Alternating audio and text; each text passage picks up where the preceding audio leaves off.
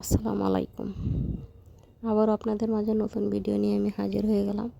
যদি ভিডিওটা দেখে ভালো লাগে কমেন্ট, শেয়ার, লাইক এবং সাবস্ক্রাইব করে আমার পাশে থাকবেন। ইনশাল্লাহ আপনাদেরকে ভালো কিছু দেওয়ার চেষ্টা করব এবং ভিডিওর মাঝে ভালো তথ্য দেওয়ার চেষ্টা করব। প্রথমে আমরা জেনে নিই এ পার্কটি কোথায় অবস্থিত। এই পার্কটি অবস্থিত সিলেট সদরে ওসমানী শিশু পার্ক নামে সবার কাছে পরিচিত। এখানের আশেপাশে যারা আছে বা দূর দূরান্ত যারা আছে তারাও এ পার্কে অনেক সময় যায়। তো আমিও গিয়েছিলাম। হঠাৎ ভালো লাগতেছে না, বাহিরের ওয়েদারও ঠান্ডা ঠান্ডা, এত গরম নয়। তো ভাবলাম যেহেতু আমার বাসার কাছেই ওসমানী শিশু পার্ক, তো আমরা 2-3 জন মিলে চলে গিয়েছিলাম এই শিশু পার্কে। তো ওসমানী শিশু পার্কের প্রবেশ মূল্য ছিল জন প্রতি 20 টাকা। এই পার্কে যারাই ঢুকবেন তাদের টিকিটের মূল্য হয়ে থাকে 20 টাকা, তার বেশি নয়। তো আমরা যেহেতু 3 জন গিয়েছিলাম, 20 টাকার বিনিময়ে জন প্রতি 3টা টিকিট কেটে ফেললাম। তো 3টা টিকিট কাটার পরেই ভিতরে প্রথমে গিয়ে দেখলাম এগুলো। তো অনেকেই এটার মধ্যে চড়লো, আমরাও চিন্তা ভাবনা করলাম যে আমরাও চড়ব। যখন এটা চড়তে চাইলাম তখন এখানে একজন লোক ছিল টিকিট কাউন্টার, উনি বলতেছে এটাতে চড়লে জনপ্রতি 30 টাকা করে লাগবে। তো আমরা 3 জনে 90 টাকার মাধ্যমে 3টা টিকিট কেটে এটাতে ওঠার চেষ্টা করলাম। যদিও আমার প্রায় মাথা ঘোরাচ্ছিল, তবুও মনের মাঝে কিছুটা আনন্দ ছিল। কারণ ছোটোবেলায় এভাবে আমরা বিভিন্ন মেলায়, গ্রামে বা গঞ্জে গেলে প্রায় সময় আমরা এগুলাতে উঠতাম।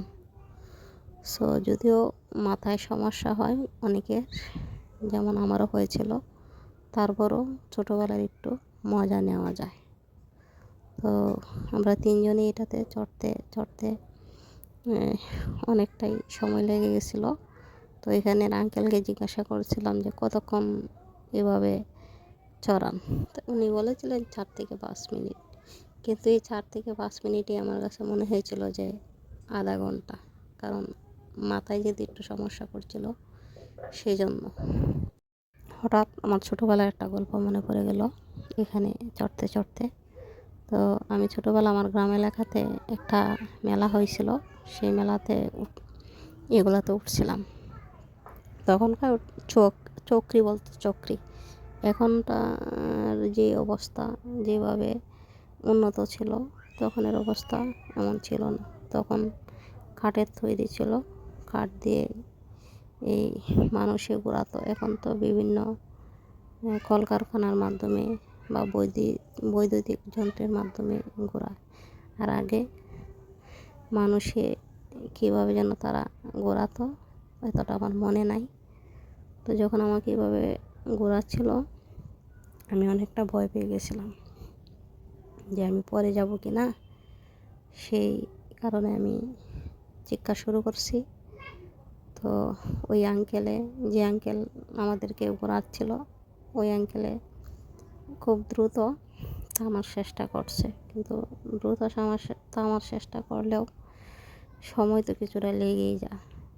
আর থামাতে গিয়ে উনি নিজেও ব্যথা পেয়েছিলেন, আর আমরা যারা ছিলাম তারাও আংশিক ব্যথা পেয়েছিলাম। আর শুধু আমি না, আমাদের সাথে আরও যারা ছিল, আরও বাচ্চা কাচ্চা ছিল, ওরাও ব্যথা পেয়েছিল। সো আজকে এটাতে ঘুরতে অনেকটা ভালো লাগলো এবং আপনাদের মাঝে তুলে ধরলাম, সেটা অনেকটা ভালো লাগলো।